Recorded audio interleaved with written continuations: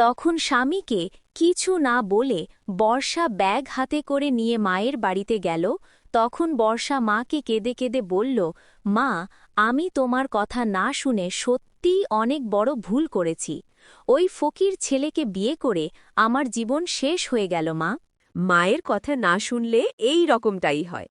তোরে কতবার বললাম যে তুই ওই ছেলেটাকে বিয়ে করিস না, তাও তুই আমার কথা শুনলি না।